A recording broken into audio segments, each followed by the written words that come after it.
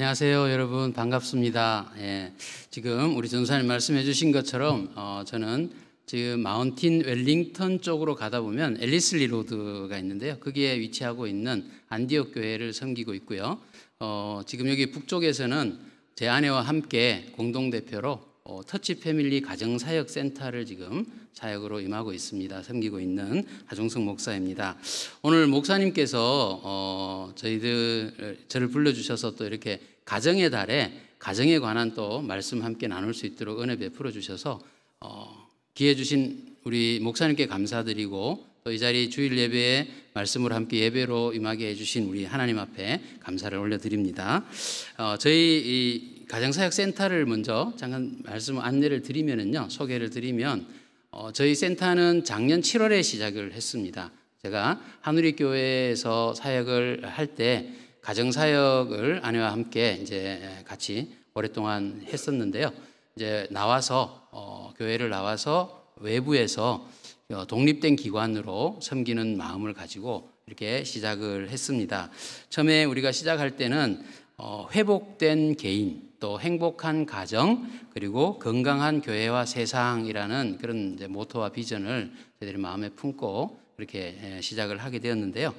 지금까지 해왔던 사역들은 간단하게 말씀드리면 엄마들이 어린 아이들을 양육하는 부분이나 사춘기 자녀들하고의 관계 속에서 좋은 관계를 잘 이끌어내고 하나님 앞에서 바른 부모로서 역할을 할 수 있도록 하는 이제 굿맘스 스쿨, 그리고 아빠들이 직장에서 가정에서 또 부모로 이렇게 하나님이 주신 사명들을 감당하기 위해서 아버지로서의 내면을 성장하도록 돕고 있는 굿 파더스 스쿨, 이렇게 두 강좌를 8주 강좌로 이렇게 계속 연속해서 텀별로 해오고 있고요. 그 다음에 우리 청년들이 좀 많으신데 청년분들이 결혼하기 전에는 꼭 진짜 하고 결혼하는 것이 좋다는 걸 우리 경험적으로 많이 알고 있습니다. 결혼 예비 학교 지속적으로 운영하고 있습니다. 필요에 따라 사람들이 모여지면 그때마다 결혼 예비 학교 진행하고 있고요. 또 부부들이 함께 두 분이 오셔서 이렇게 그룹으로 부부의 내면적인 성장과 관계를 이렇게 개선해 나가는 부부 러빙 스쿨, 이렇게 이런 과정들을 기본적인 사역으로 이렇게 이루어가고 있고요. 어느 정도 이렇게 사랑의 교회처럼 규모가 되는 교회들은 교회 안에서 가정 사역이 자체적으로 이렇게 진행될 수 있는 충분한 여력이 있기 때문에 교회 안에서 사역이 이루어지려고 할 때 저희가 와서 도와드리고 또 세팅될 수 있도록 이렇게 지원해드리는 사역도 지금 계획하고 있습니다. 또한 중요한 사역 중에 하나는 상담 사역입니다. 제 아내가 전문 상담가로서 크리스찬 상담을 지금 이제 지속적으로 해오고 있습니다. 상담을 이렇게 하다 보면은 많은 분들이 외부의 상담사들과 이렇게 경험을 하게 되는 경우들이 많지만 주로 법적으로 이렇게 결론을 내는 경향들로 가다 보면 그렇게 저희들이 원하는, 하나님이 원하시는 방법까지 가지 못하는 경우들을 참 많이 봅니다. 그래서 크리스찬 상담으로 하나님 말씀 중심으로 우리 관계들이 이렇게 잘 세워질 수 있도록 그렇게 상담으로 돕고 있습니다. 우리 사랑의 교회에도 교회 안에서 건강한 가정을 세우는 가정사역이 잘 뿌리 내려지시기를 주님의 이름으로 축복합니다. 네, 오늘 본문 말씀 함께 나누겠습니다. 본문 말씀은요, 우리 사도 바울이 에베소 교회 교인들에게 일단 보낸 편지죠. 이 편지인데 에베소 교인들이 하나 되는 것을 계속 강조하고 연합됨을 이야기하고 있는 부분 중에서 지금 이제 25절 말씀부터 읽었습니다만 4장 25절 말씀에서 그리스도인이 되었다면은 이제 그리스도인으로 살아가는 방식에 대해서 이렇게 말씀을 하고 있습니다. 25절 시작하는 말씀이 그런즉이라고 시작하죠. 그런즉이라는 게 무슨 말일까요? 너희가 예수 그리스도를 마음으로 믿어 입으로 시인하고 구원을 받은 즉입니다. 그러니까 그리스도인이 세상에서 살다가 예수님의 보혈을 내 마음의 믿음으로 그리스도인이 되었다면 하는 거죠. 그렇다면 이제부터는 이렇게 우리가 살아야 할 것이다 라고 말씀하고 있는데, 이 말씀은 우리가 많이 설교를 통해서도 들었고 또 성경 공부를 통해서도 배웠던 부분들입니다. 하지만 오늘은 제가 가정사역자로 이 자리에 와서 말씀을 나누는 시간이니까 이 부분을 부부관계 안에서 또 관계를 어떻게 이루어갈 것인가 하는 포커스를 좁게 좀 맞춰서 말씀을 함께 나누려고 합니다. 혹시 이렇게 부부관계에 대해서 초점을 맞추게 되면 아무래도 또 섭섭하신 분들이 계실 것 같습니다. 왜냐하면 가정의 달에는 사실은 많은 축복들을 가정에 있는 구성원들이 받지만 상대적으로 반대에 있는 입장에서는 상처받고 마음이 외로워지는 그런 시간들이라고들 하죠. 왜냐하면 어린이 주일에 어린이 설교를 이렇게 열심히 하면 아직 아이가 없는 가정에서는 그 말씀들이 굉장히 부담이 되고 또 상처가 되기도 한다는 그런 경험들도 있습니다. 부부관계에 대해서 말씀을 막 이렇게 집중하면 아직 싱글인 분들 또 혼자 계시는 분들은 그 부분들이 잘 적용이 안 될 수도 있을 겁니다. 하지만 오늘 이 말씀은요, 분명히 부부관계에만 국한된 말씀이 아니라 그리스도인이라면이라는 전체에 해당되는 말씀입니다. 그렇기 때문에 만약에 혼자 계시는 분들이라면 이거를 교회 안에서의 만나게 되는 성도님들하고의 관계, 아니면 우리 구역 안에서 식구들 간에서 만나게 되는 그 관계, 어떤 관계에 대한 부분들을 설정하시고 함께 말씀들을 적용하시면 좋겠습니다. 예, 이 말씀 가운데 첫 번째 말씀이었던 그 25절 말씀, 이 말씀에서 보면은요, 우리가 그리스도인이 되었다면 이렇게 살아라라고 이렇게 말씀을 하고 있는데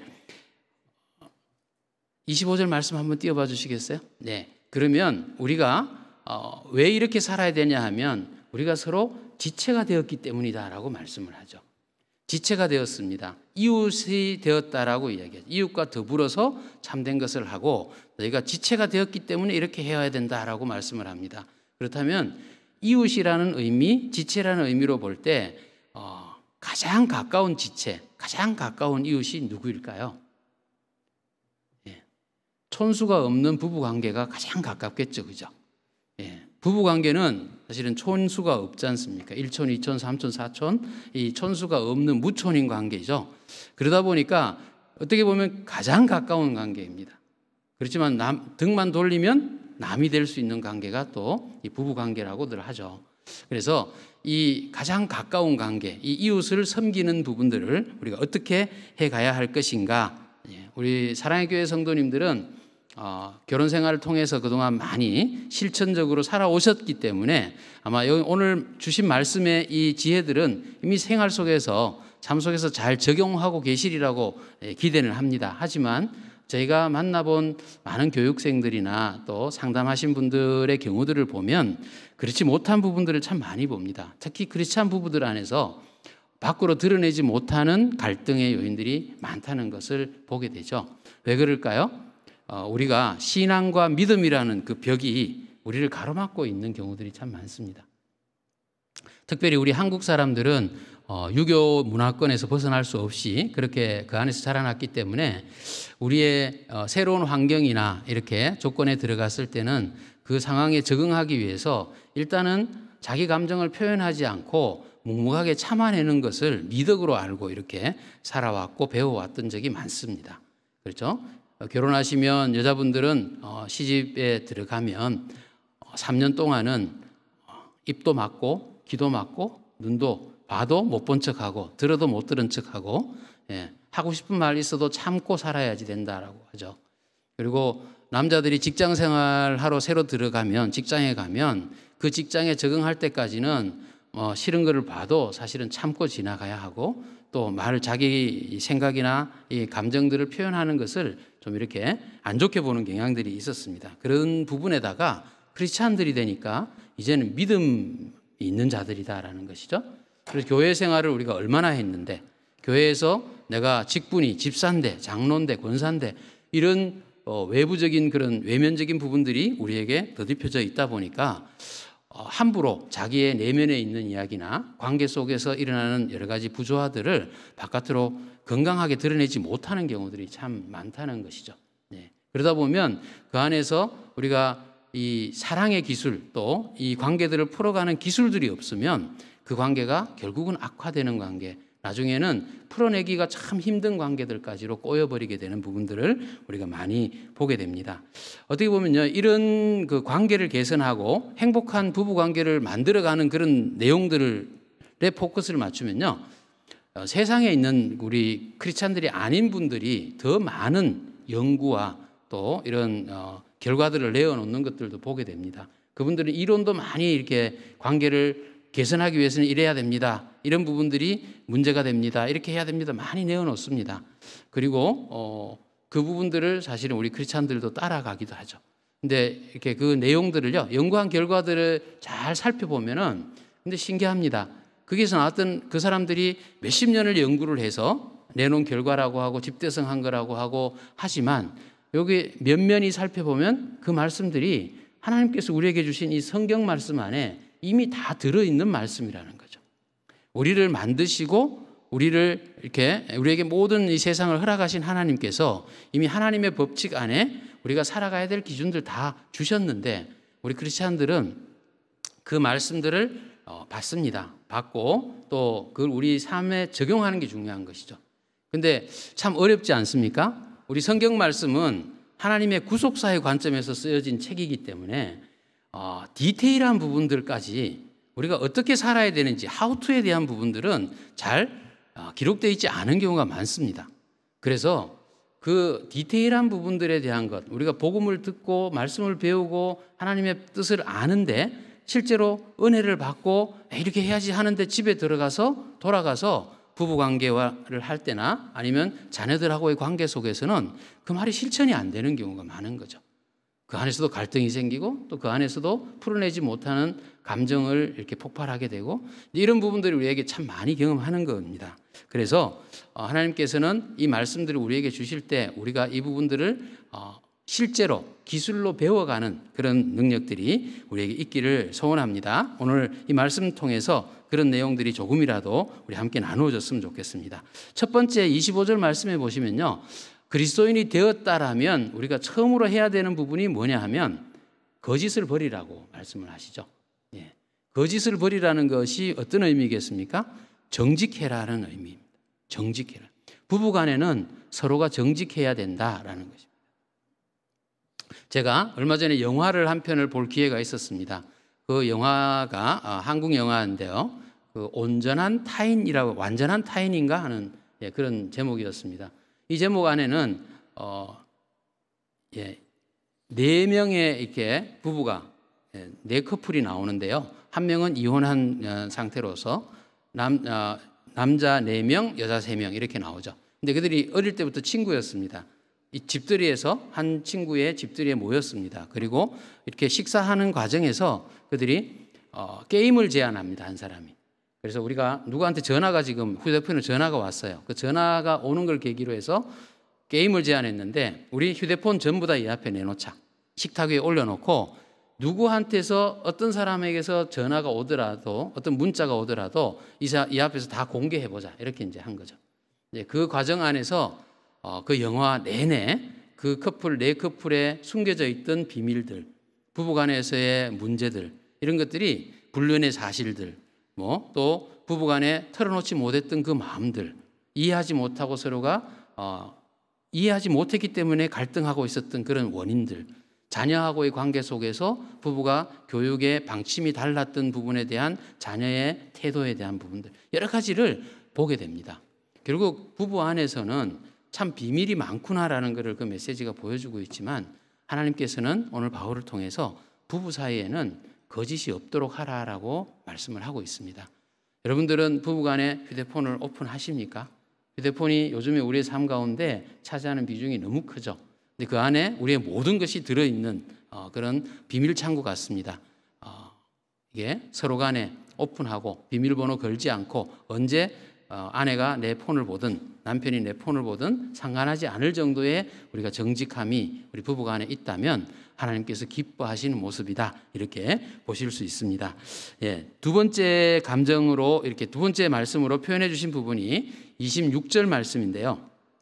26절과 7절 말씀에 보면 분을 내어도 죄를 짓지 말며 해가 지도록 분을 품지 말고 마귀에게 틈을 주지 말라라고 이렇게 말씀하고 있습니다. 이 말씀 우리가 너무 잘 알잖아요. 많이 들었고 그리고 이걸 적용하려고 노력도 많이 하죠. 그런데 이 말씀을 분을 내어도라는 부분에 좀 초점을 맞춰보시면 어떨까요? 분을 내어도라는 말씀에서 분이라고 하는 것은 우리 감정입니다. 분노라는 감정이죠. 감정은 하나님께서 우리에게 주신 선물입니다. 사실은 하나님께서 창세기에서 사람을 만드실 때 자 이제 우리가 우리의 형상으로 사람을 만들자라고 하셨죠. 그래서 하나님의 형상으로 지으심을 받은 우리 사람들이기 때문에 하나님께서도 분노하셨다는 것을 우리가 성경에서 많이 보지 않습니까? 이스라엘 백성들이 외도하고 우상을 섬기고 이렇게 배도했을 때 하나님께서 분노하십니다. 진노하시죠. 그 진노의 하나님을 본다면 우리에게도 분노하는 감정이 있다는 것은 자연스러운 부분입니다. 근데 그 분노의 감정을 우리가 자세히 살펴보면 분노라는 것이 그냥 감정 자체가 아니라는 겁니다. 분노는 2차적인 감정이라는 것을 알아야 합니다. 무엇 때문에 우리가 분노를 일으키게 되는가 하는 거죠. 그 안에는 우리의 욕구라는 것이 내면에 잠재되어 있습니다. 내가 무언가의 욕구가 있는데 그 욕구가 채워지지 않고 이게 필요가 이루어지지 않을 때, 내가 원하는 부분들이 제대로 이루어지지 않을 때 내 마음이 상하고 그게 분노의 감정이 일어난다는 것이죠. 이 감정의 메커니즘들을 우리가 잘 아는 것이 필요하고 또 그 감정을 제대로 제어할 수 있는 그런 기술들이 우리에게 필요하다는 것입니다. 이게 왜 분을 내어도 죄를 짓지 말라고 했는가 하면 분을 내어도라고 표현하는 것은 분은 내어도 괜찮다라는 의미가 포함되어 있는 거죠. 분은 낼 수 있지만 그 낸 분을 가지고 내가 죄를 짓는 데까지는 나가면 안 된다라는 겁니다. 이게 무슨 의미일까? 내 안에서 감정을 내 스스로가 읽어낼 수 있는 능력이 나한테 있어야 된다.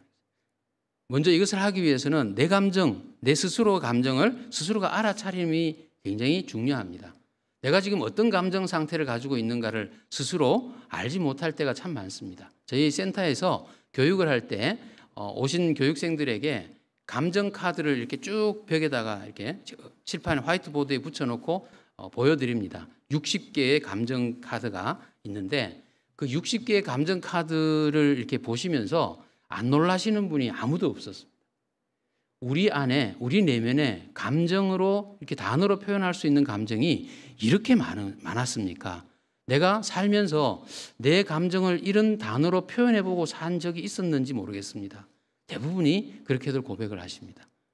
우리가 기쁘거나 슬프거나 외롭거나 또 화나거나 좌절하거나 우울하거나 또 무섭거나 뭐 하여튼 그 감정을 표현하는 것들은 다양합니다. 그 내면에 그 감정들이 있는데 이런 감정들이 일어나는 그 내면에는 내 안에 욕구가 있다는 것이죠. 그래서 어떤 욕구, 내가 사랑받고 싶은 욕구나 내가 어떤 만족감을 누리고 싶은 욕구나 내가 인정받고 싶다는 욕구나 무엇인가를 가지고 싶다는 욕구나 그 욕구가 있는데 그 욕구가 채워지지 않았을 때 갑자기 슬퍼지거나 우울해지거나 감정이 일어나는 것입니다. 이런 감정에 대한 이 부분들을 우리가 잘 이해하고 있을 때 그리고 내 자신의 감정을 내 스스로 알아차릴 수 있을 때 상대방의 감정도 우리가 알아차릴 수 있게 되는 겁니다. 이것까지 잘 해온 분들, 우리 크리스찬들 중에서도 이 메커니즘을 이해하고 훈련해 오신 분들은 우리가 흔히 이야기하는 공감을 잘해 주시는 분들입니다. 경청을 할 줄 아시는 분이죠. 남의 이야기를 들을 줄 아는 귀를 열어놓고 자기 이야기 하지 않고 참으면서 남의 이야기를 들어줄 줄 아는 사람 또 그리고 남의 이야기를 들으면서도 그 사람이 어떤 환경 가운데 이런 감정이 어떤 욕구가 부족했을 때 이런 감정이 일어났었겠구나라는 것을 알아차리고 그 감정을 반응해 주는 이것이 공감이죠. 이런 감정과 공감에 대한 부분들을 이렇게 잘 하시는 분들은 경청할 수 있고 공감할 수 있는 사람입니다. 이런 부분들로 지금 훈련하라는 말씀이 이 말씀 안에 깔려 있다. 우리 이렇게 받아주시면 참 감사하겠습니다. 왜냐하면 분은 내어도 된다. 그렇지만 이게 죄를 짓는 데까지 가지 않도록 하기 위해서 우리가 필요한 것은 내 감정을 바르게 잘 표현하는 기술이다. 내 감정을 그냥 상대방이 기분 나쁘지 않도록 이해할 수 있도록 표현할 수 있다면 서로 간의 갈등의 문제들은 진행되지 않는다라는 것을 분명히 이 말씀에서 이렇게 말씀해 주고 있습니다. 그래서 분을 끝까지 품지 말아라. 끝까지 가지고 있지 말아라. 표현해라. 된다라는 것을 말씀해 주고 있다는 것입니다. 네. 이 감정 다루는 부분에 있어서 꼭 저희들이 이제 과학적인 부분들을 연구 결과들을 보면서 느껴지는 부분들이 있습니다. 뭐냐면 하나님께서 창조하실 때 남자와 여자를 다르게 만드셨다는 거죠. 다르게 만드셔서 스트레스를 확 받았을 때, 갈등 관계에 있어서 막 부부싸움이 일어나거나 스트레스를 확 받았을 때 이 심박수와 뇌파를 측정해 보면요, 남자분들은요, 그 한번 스트레스 수치가 확 올라간 상태가 어느 정도 올라가 버리면 그 올라간 스트레스 수치가 금방 떨어지질 않습니다. 이 스트레스 수치가 거의 2시간 이상을 지속해서 그냥 갑니다. 그렇기 때문에 남자들이 한번 스트레스에 이게 확 노출이 되어 버리고 나면 그 다음에 정상적인 뇌 활동이 이루어지지가 않습니다. 남자분들이 아내와 부부싸움을 확 격하게 하시고 나서 나중에 깔아앉고 나서 몇 시간 지나고 난 뒤에 깔아앉고 나서 혼자서 늘 이렇게 후회하는 부분들이 있습니다. 아마 경험하신 분들 많으실 텐데요. 뭔가 하면 내가 왜 그때 그 이야기를 못했지? 내가 그때 왜 이렇게 반응하지 못했을까? 그랬는데 나는 이미 내 안에 있는데 말을 못하는 거죠. 남자들이 스트레스 수치가 올라가 버리면 이게 제대로 동작하지 못합니다. 근데 여자들은요, 그렇지 않습니다. 뇌파와 심박수를 측정해 보면요, 스트레스가 이렇게 올라갔더라도 몇 분 안 돼서 쑥 떨어집니다. 그렇기 때문에 여자들은 막 감정이 올라가서 싸우면서도 뒤로는 다른 생각을 할 수 있는 겁니다. 지금 저녁을 해야 되고 반찬을 뭐 해야 되고 애를 어떻게 챙겨야 되고 이게 돌아가고 있는 겁니다. 막 싸우고 있으면서도. 그렇기 때문에 절대로 부부싸움에서 말로는 남자가 아내를 이길 수가 없는 거죠. 예. 이걸 우리가 안다면 그 감정 상태에서 끝까지 그런 갈등으로 가는 게 아니라 잘 표현하는 것이 꼭 필요하다는 겁니다. 그것이 갈등을 해소할 수 있는 지혜다라는 것을 우리가 알고 갔으면 좋겠습니다. 세 번째가요, 28절 말씀입니다. 28절 말씀에 보면 부부관계의 개선이나 또 가정의 행복을 우리가 유지하려면 자기 책임을 행동으로 실천하라라고 이렇게 말씀하시는 부분입니다. 우리 함께 한번 읽어볼까요? 시작. 도둑질하는 자는 다시 도둑질하지 말고 돌이켜 가난한 자에게 구제할 수 있도록 자기 손으로 수고하여 선한 일을 하라라고 이야기를 합니다. 바울이 이 에베소서를 기록한 그 당시에 보면은 에베소 교회 교인들 안에는요, 그 당시에 노예의 신분이었던 분들, 종의 신분으로 있었던 분들이 참 많았다고 합니다. 그런 분들은 그 노예나 종의 신분으로 세상 가운데서 살 때에 어떤 모습이었을까요? 그냥 남의 물건 슬쩍 하는 것들은 이게 죄라고 생각하지 않았던 부분들이 그들에게는 있었던 거죠. 그렇기 때문에 그리스도인이 되었다면, 그런즉 네가 되었다면은 이제 도둑질하지 말아야 된다라고 말씀하고 있죠. 이 말씀에 대한 부분들은 왜 이렇게 하셨는지 금방 우리가 이해가 될 겁니다. 그런데 이 말씀을요, 우리가 가정에 한번 적용을 해보면 어떨까요? 가정 내에서, 특히 부부 관계 안에서 우리가 도둑질이라는 걸 어떻게 정의하는 게 좋겠습니까?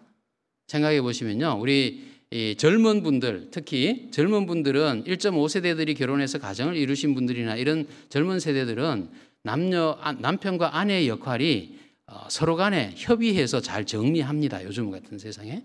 그래서 가사에 대한 분담, 육아에 대한 분담을 딱 명확하게 약속으로 나눠 놓죠. 그리고는 그걸 지키려고 서로 노력합니다. 그리고 싸우더라도 그게 안 될 때 서로가 다툽니다. 하지만 우리가 연세가 있으신 분들, 오랫동안 한국의 문화에 이렇게 자라오셨고 살아오셨던 분들은 아내들의 헌신, 이것들이 굉장히 큰 비중을 차지하고 있죠. 우리가 관계를 만들어갈 때 도둑질하지 마라라고 하는 그 부분들은 상대방 배우자의 어떤 역할과 헌신을 내가 빼앗아 오지 마라라는 겁니다. 그것은 결국은 뭐냐 하면 자기중심적인 가정생활을 좀 돌아보아라 하는 의미로 받았으면 좋겠습니다.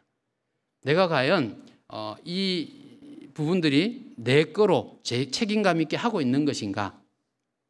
미국의 워싱턴 대학의 이 관계의 연구의 대가라고 하시는 박사님이 계시는데요. 가트맨 박사님이라는 분이 계시는데 그분이 연구한 부분에서 관계를 건강하게 만들기 위해서 필요한 관계의 집을 지을 때 무엇이 필요한가 하는 것을 이렇게 모델로 만들어 놓은 게 있습니다.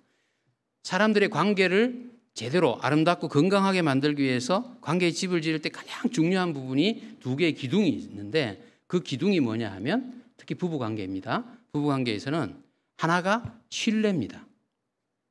신뢰가 그 기둥을 세우고 있고 한쪽 기둥이 헌신입니다. 서로가 서로를 위해서 헌신하는 것. 이 두 개가 관계를 만드는 집의 큰 기둥이다라고 이야기합니다. 근데 이 헌신이라는 것이 상대방을 위해서 자신을 내어주는 거죠. 네, 이건데 자신은 내어주지 않고 남의 헌신으로만 내 가정생활을 이루겠다라고 하는 것, 이것은 상대방으로부터 도둑질하는 것이다라는 것으로 우리가 생각하면 이 말씀이 제대로 이해가 되실 겁니다. 그렇다면 어떻게 하시라고요? 이제는 가난한 자에게 구제할 수 있도록, 내 아내가 가난한 자라고 여기고 내 남편이 가난한 자라고 우리가 여기는 마음이 있다면 가난한 자를 구제해 주기 위해서 나한테 맡겨진 책임을 내 스스로 행동으로 옮겨서 선한 일을 해라, 실천하라는 겁니다. 이것이 관계를 건강하게 만들어가는 아주 중요한 포인트다라고 말씀을 해주고 있으신 거죠. 예.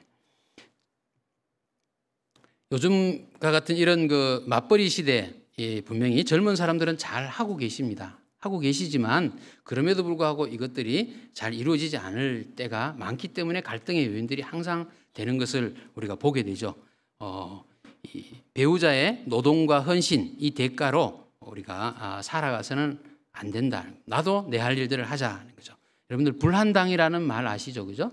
아는 일 불자, 땀 흘릴 한자, 무리당자. 불한당이라는 것은 땀을 흘리지 않고 남의 것을 취하는 그런 나쁜 사람들을 의미하는 것입니다. 우리가 이 불한당, 내 땀을 흘리지 않고 뭔가 유익을 얻고 내가 그냥 편하게 살아가겠다라는 이 마음들이 있다면 다시 한번 돌아보는 시간들이 되기를 원합니다. 예, 게리 체프만이라는 가정사역자가요, 많은 연구를 하신 결과로 책을 쓰셨는데 사랑의 5가지 언어라는 책을 쓰셨습니다. 많이 들어보셨죠? 들어보셨고 아마 그 언어를 테스트해 보셔서 나와 내 아내의, 내 남편의, 서로 배우자의 사랑의 언어가 뭔지를 이미 알고 계시는 분들도 계실 겁니다. 그 5가지가 뭐냐 하면요, 첫 번째가 인정해 주는 말입니다. 두 번째가 함께하는 시간이고요. 세 번째가 선물입니다. 네 번째가 봉사고요. 5번째가 스킨십입니다. 이 5가지가 결국 부부관계 속에서 아니면 연인관계 속에서 상대방의 사랑의 언어가 무엇인가를 이렇게 생각해 봤을 때 나타날 수 있는 유형들이다라고 분류가 되었다라고 합니다. 이게 무슨 말일까 하면요, 사람마다 내가 상대방에게 사랑받고 있구나라고 느끼는 항목들이 다르다는 것입니다. 예를 들면요, 이런 부분입니다. 남편이 아내를 사랑을 합니다. 진짜 사랑해서 내가 이 사랑을 표현해 주기 위해서 진짜 열심히 봉사해 줘요. 설거지가 쌓여 있으면 힘들지 여보 내가 할게, 있어 좀 쉬어, 설거지 막 열심히 해주고요. 집안이 좀 더러우면 정리정돈 쫓아다니면서 해주고 청소기 돌려주고 쓰레기 버려주고 이런 일들을 열심히 해줍니다. 근데 아내는 그렇게 해주는 부분이 내가 열심히 해주는데 내가 남편이 나를 진짜 사랑하는구나라는 거로 느끼질 못하는 거예요. 왜일까요? 그 아내의 사랑의 언어는 함께하는 시간이에요. 청소 많이 해주는 것보다 그냥 좀 더러워도 지저분해도 앉아서 차 한 잔 끓여놓고 둘이 앉아서 오늘 있었던 이야기 들어주고 그랬구나 힘들었겠네 이야기해주고 들어주고 공감해주고 이거 할 때 야, 이 남편이 나 진짜 나 사랑해주는구나 이렇게 느낀다는 거죠. 근데 이 사랑의 언어를 서로가 모르고 자기가 사랑의 표현을 자기 방식으로 하게 되면 그건 상대방이 잘 일치가 되면은 느끼지만 그렇지 않으면 전혀 사랑받는다는 느낌을 못 받는다는 거죠. 그래서 사랑을 하는 부분에도 우리가 관계를 만들어가는 것에서 기술이 필요하다는 것을 우리가 알아야 합니다. 이 기술은 누가 가르쳐 주나요? 가르쳐 주는 데가 요즘은 있습니다. 이런 저희 같은 사역기관들을 통해서 이런 강좌를 하죠. 배우는 필요가 있고 배운 것을 내가 훈련하고 의식적으로 적용하려고 노력하는 노력이 필요한 것입니다. 예. 그 다음에 4번째에 주신 말씀이 뭐냐 하면 언어 생활에 대한 부분입니다. 29절 말씀인데요. 29절 말씀을 제가 읽겠습니다. 무릇 더러운 말은 너희 입 밖에도 내지 말고 오직 덕을 세우는 데 소용되는 대로 선한 말을 하여 듣는 자들에게 은혜를 끼치게 하라라고 말씀합니다. 더러운 말이라는 것이 뭘까요? 남에게 혐오감을 주고 피해를 주고 남을 비하하고 비난하고 그죠? 경멸하는 이런 말들을 우리가 더러운 말이라고 표현할 수 있을 겁니다. 부부간에 참 어려운 일이기는 합니다. 말을 잘 쓴다는 것이, 이쁜 말 쓴다는 것이. 근데 왜요? 워낙 부부는 가깝게 지내고 평생을 좋은 것, 나쁜 것, 싫은 것 다 경험하고 보면서 살아왔기 때문에 완전히 포기하고 그냥 말 안 하고 무덤덤하게 살든지 아니면 아예 싸우면서 서로 욕하고 서로를 비난하면서 살든지 대부분이 두 가지 중에 있을 겁니다. 그렇지만 성경은 그렇게 이야기하지 않습니다.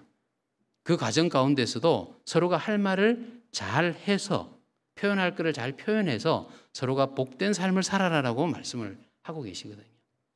안 된다고 포기하고 그냥 입 다물고 방어벽 쌓고 살지 말고 그렇게 하라는 말씀입니다.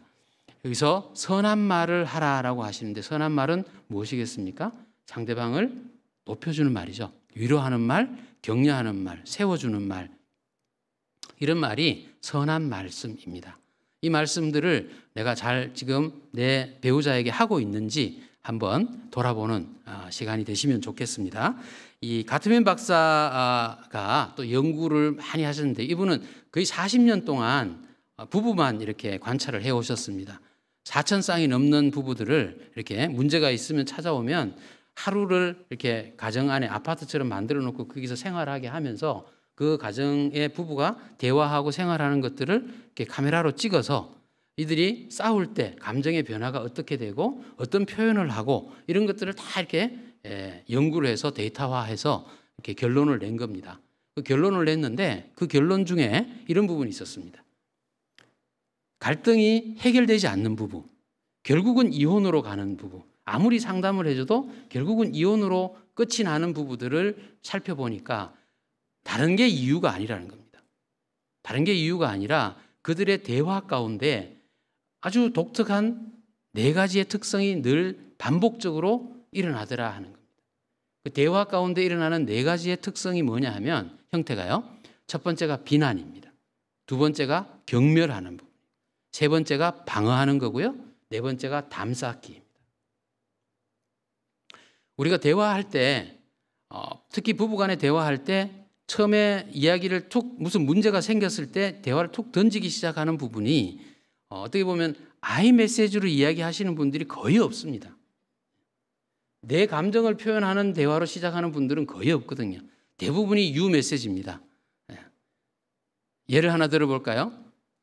아내가 하루 종일 집에서 육아와 살림을 해서 힘든 상황입니다. 남편이 하루 종일 밖에서 일을 하고 돌아옵니다. 피곤해서 돌아오죠. 남편이 들어올 때는 기대감을 가지고 들어옵니다. 집에 들어오면 내가 쉴 곳, 내가 좀 편안하게 쉴 수 있는 곳 깨끗하게 정리되어 있고 내가 먹을 수 있는 음식들이 준비되어 있고 이런 것들을 생각하면서 기대를 가지고 들어오죠. 딱 들어왔는데 보니까 난장판입니다. 아이들 장난감들이 옷가지들이 막 널려져 있고 이게 주방에는 보니까 쓰레기와 음식 하던 것들이 그냥 산더미처럼 쌓여 있고 막 이런 상황이 눈앞에 탁 다가왔습니다. 그럴 때 어떻게 남편이 반응을 하실까요? 아마 대부분은 당신은 도대체 안 돼? 이게 그렇게 안 되는 거야? 아니 오늘도 이렇게 밖에 안 된 거야? 혹시나 이런 표현을 하신 분들이 경험이 있으시다면 생각해 보십시오. 이야기를 시작할 때 당신은 하고 시작을 하면 그건 유 메시지입니다. 그 유 메시지로 딱 이야기를 하는 순간 듣는 상대가 어떤 느낌을 받을까요?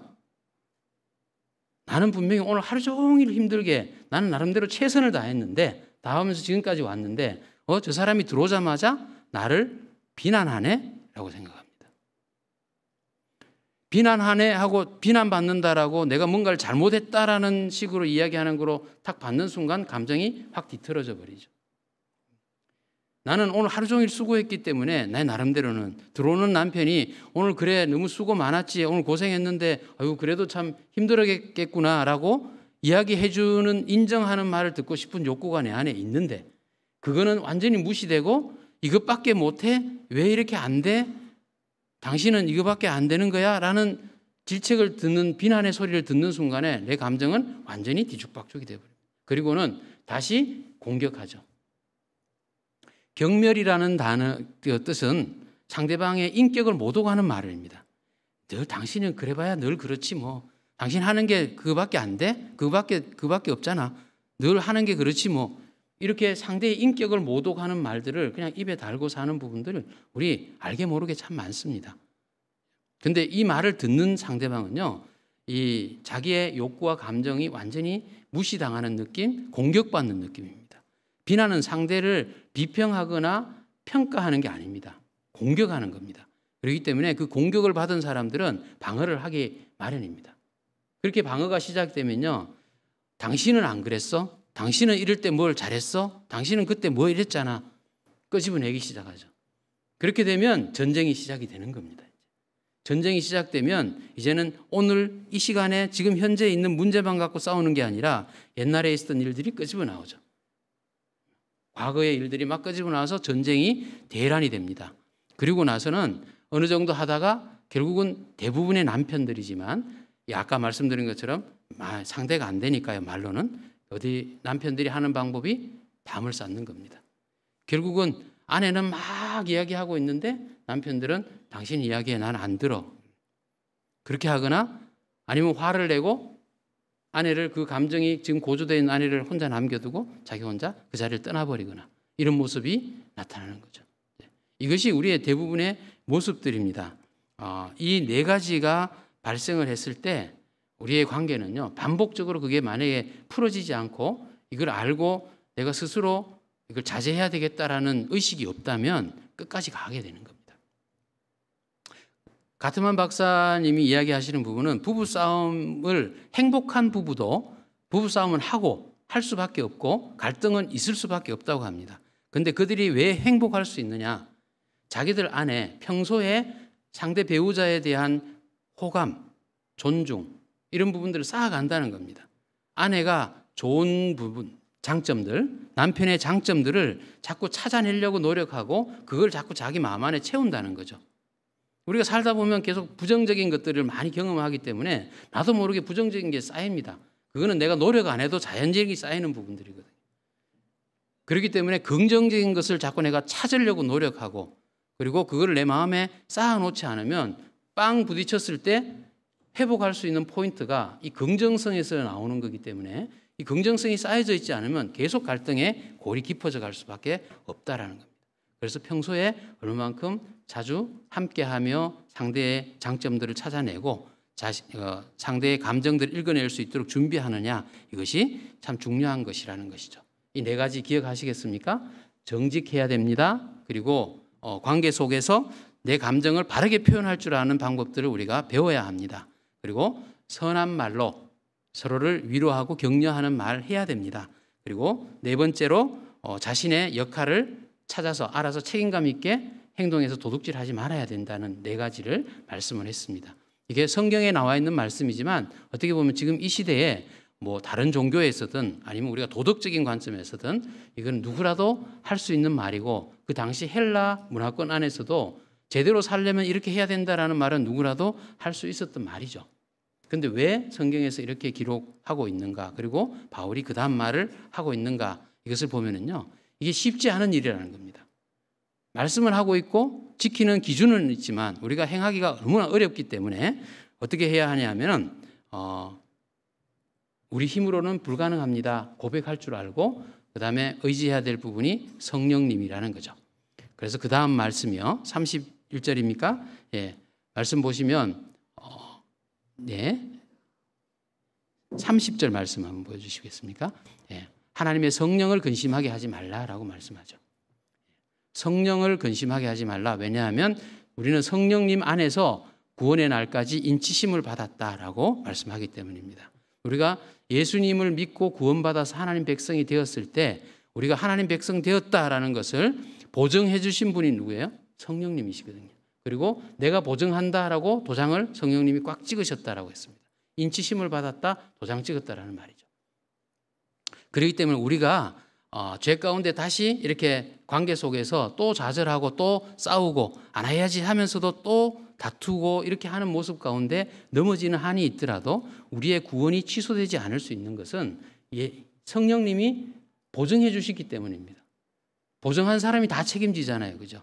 우리 집안에서 보증 때문에 이렇게 어려움을 겪었던 분들도 많이 계실 텐데 보증하면 이게 잘못한 사람 본인이 문제가 되는 게 아니라 보증한 사람이 다 책임져야 되는 거죠. 돈 다 갚아줘야 되고 다 법적인 책임도 져야 되고 그러는 거죠. 성령님이 우리의 구원에 대한 보증을 쓰셨기 때문에 우리 구원이 취소되지 않는 겁니다. 그렇기 때문에 우리가 또다시 관계 속에서 넘어져도 다시 일어날 수 있는 것은 성령님을 의지할 때 가능하다라는 거죠. 네, 그 다음에 성령을 근심하게 하지 말라라고 하시는 그 말씀 가운데 31절에 어떻게 하면 근심하게 하는 건가요? 악독과 노함과 분냄과 떠드는 것, 비방하는 것 이런 것들이 성령님을 근심하게 하는 부분이라는 겁니다. 이런 것들 우리가 버리라라고 말씀하시고 성령님을 기쁘게 해야 된다. 어떻게 기쁘게 해드릴까요? 32절 말씀 보여주시면요. 서로 친절하게 하고 불쌍히 여기고 용서하고 이렇게 하라는 겁니다. 우리가요 갈등 과정 관계 속에 있다가도 그것이 다시 갈등이 풀릴 수 있는 실마리가 되는 포인트가 뭐냐 하면 갑자기 상대방이 불쌍하게 보일 때입니다. 배우자가 갑자기 긍휼함이 내 안에서 생겨날 때 저 사람이 오죽하면 저랬을까? 저 사람이 무슨 사정이 있었겠지. 저렇게 했을 때 어떻게 저렇게 할 수 있었을까? 이게 내 마음에 딱 들어오면요. 그 다음부터는 미워하는 마음이 가라앉아 버립니다. 그리고는 풀어나가려고 하는 마음들이 생겨나죠. 그것이 바로 성령님을 기쁘시게 하는 마음이라는 겁니다. 우리가 이 말씀을 그리스도 안에서 예수님께서 우리를 용서해 주신 것처럼 하라라고 말씀합니다. 이렇게 우리가 의식적으로 나는 성령님을 기쁘시게 해야겠습니다라고 이렇게 결단하면서 나아가죠. 그런데도 잘 안 됩니다. 사실 잘 안 되죠. 그럴 때 마지막 보루의 우리의 방법이 뭘까요? 5장 2절 말씀 보시면요. 예수님을 생각하라는 겁니다. 우리가 마지막 보루로 생각해야 되는 갈등 가운데서 진짜 내가 회복해야 되겠다라는 생각을 할 때 가장 마지막에 가질 수 있는 무기는 나를 사랑하셔서 나 때문에 십자가에서 죽어주신 그 예수님을 생각하라는 겁니다.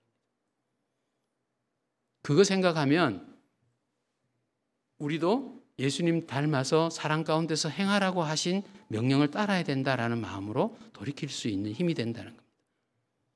우리가 마지막에 예수님을 생각하시는 그 방법이 내가 쓸 수 있는 기술들을 다 써봐도 잘 안 될 때, 성령님께 간구하고도 진짜 그래도 안 될 때 마지막으로 예수님의 십자가를 생각해 보시는 은혜가 있기를 바랍니다. 그래서 우리가 이 기술들과 주님이 주신 은혜들을 가지고 부부 안에서 또 관계 안에서 건강한 관계, 행복한 관계 이루어 가셔서 우리 교회가 더욱더 아름다워지고 부흥되는 우리 사랑의 교회 성도님들이 다 되시기를 주님의 이름으로 축복합니다. 네, 기도하겠습니다.